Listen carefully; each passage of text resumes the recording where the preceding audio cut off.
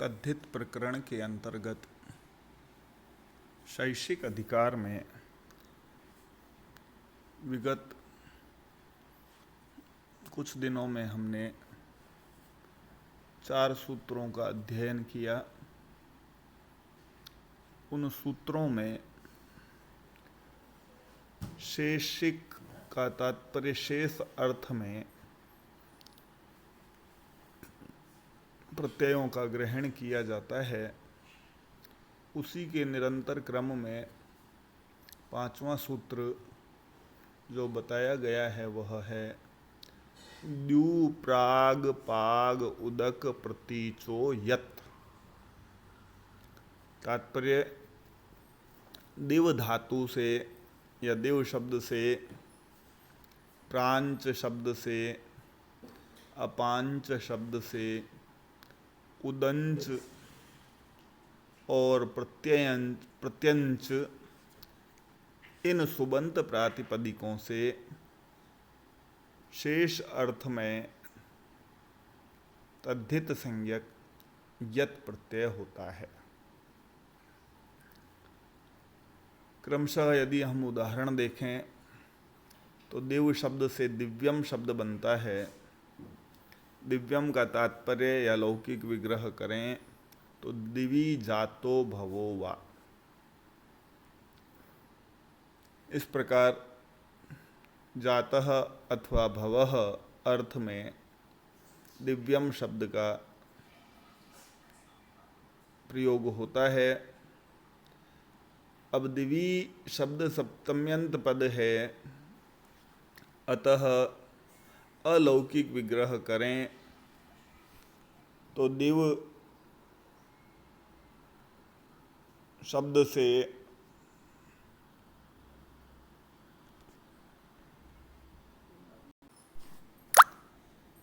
तत्र जातः आदि शैक्षिक अर्थ में विधायक सूत्र जो यहाँ बताया गया है द्यू प्राग पाग उदक प्रतीचो यत्, इस सूत्र से दिव प्लस गी इस सुबंत प्रातिपदिक से तद्धित संज्ञक यत् प्रत्यय हुआ। तब हमारी स्थिति बनती है देव प्लस गी प्लस यत्। अब यह तद्धितांत शब्द हो गया पूरा, अतः कृत तद्धित समासाश्च इस सूत्र से तद्धितांत देव प्लस गी प्लस यत् की प्रातिपदिक संज्ञा हुई। प्रातिपदिक संज्ञा होने के बाद प्रातिपदिक के सुप के लुक का विधान बताया गया है, जिसके लिए सूत्र है सुपो धातु प्रातिपदिकयोः। इस सूत्र से प्रातिपदिक देव प्लस गी प्लस यत् में सुप गी विभक्ति है, अतः उस गी का लुक हुआ। तब हमारी स्थिति बनती है देव प्लस यत्। अब यत् में तकार अंतिम हल है, अतः हलंत्यम सूत्र से यत् के अंतिम हल तकार की इत संज्ञा हुई। तस्य लोपः सूत्र जिसकी भी इत संज्ञा होती है उसका नित्य लोप करता है, अतः इत संज्ञक तकार का इस सूत्र से लोप हुआ। तब दिव प्लस य अर्थात संयोग करने पर दिव्य शब्द बना। अब यह दिव्य शब्द तद्धितांत का है, अतः इस शब्द से हमें पद बनाना है दिव्यम। अतः सु औजस इत्यादि सूत्र के साथ सुपः प्रत्ययः परश्च ज्ञाप प्रातिपदिकात् तथा द्वयेकयो द्विवचनैक वचने, इन सूत्रों की सहायता से प्रथमा विभक्ति एक वचन की विवक्षा में दिव्य प्लस सु रूप बना।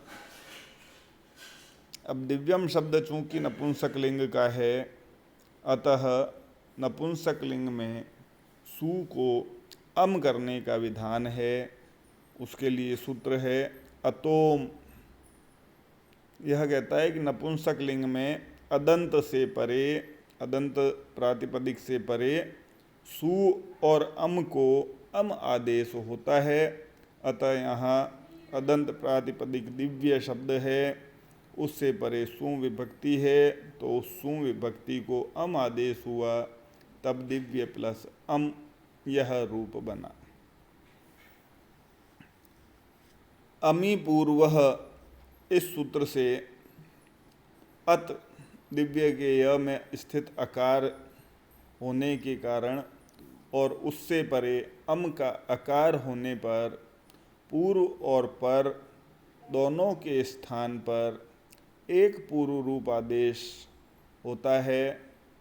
अतः प्रथमा विभक्ति एक वचन की विवक्षा में दिव्यम रूप सिद्ध होता है।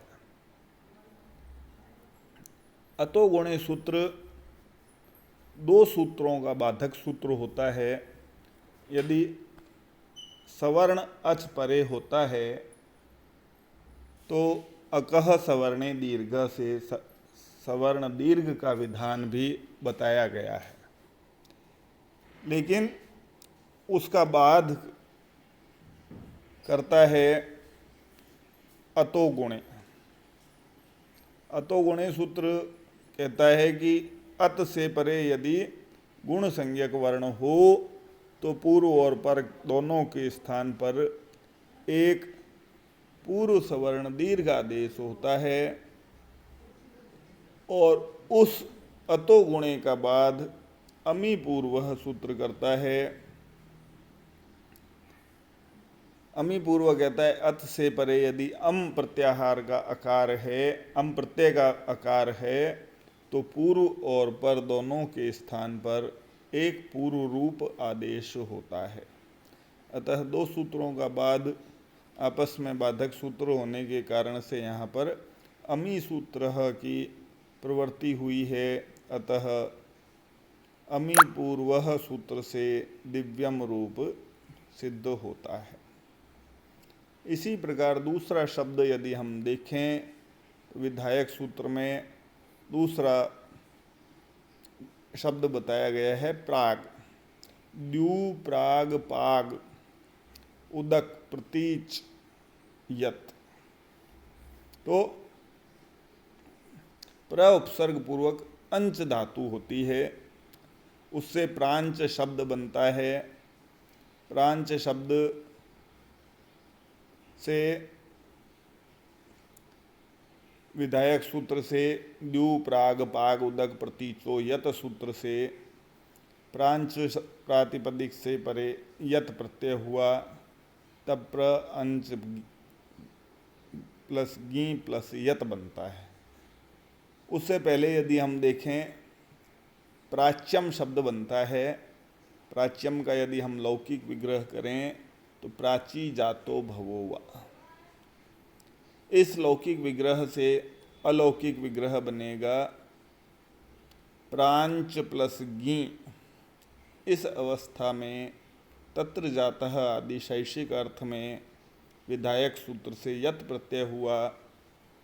यत प्रत्यय होने के बाद क्योंकि तद्धितांत शब्द हो गया, अतः कृत तद्धित समासाश्च इस सूत्र से तद्धितांत की प्रातिपदिक संज्ञा हुई।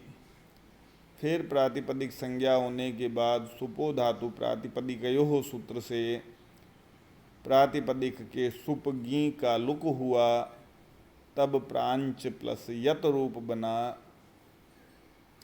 हलंत्यम सूत्र से यत के अंतिम हल तकार की इत संज्ञा होती है।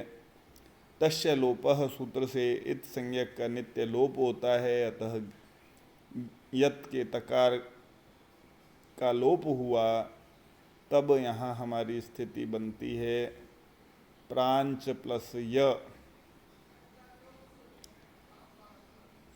यहाँ प्रांच शब्द जो था क्विन प्रत्ययांत था। क्विन प्रत्ययांत होने के कारण इसे कित मान करके अनिदिताम हल उपधाया किंगिति सूत्र से यह सूत्र कहता है कि जिनके इकार की इत संज्ञा नहीं होती, ऐसे हलंत की उपधा में स्थित नकार का लोप हो जाता है कित या गित प्रत्यय परे होने पर। यहाँ अंच की उपधा में स्थित नकार है, उसका लोप हुआ, तब प्राच प्लस यत बना। यत में तकार का हम पूर्व में लोप कर चुके हैं। अचह सूत्र से लुप्त नकार वाली अंच धातु के उपधा में स्थित अकार का भी लोप होता है, तब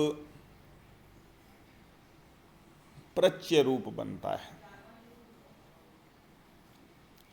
अब इस स्थिति में चौ सूत्र एक आता है जो कहता है लुप्त अकार और नकार वाली अंश धातु के परे रहते पूर्व अण को दीर्घ आदेश होता है।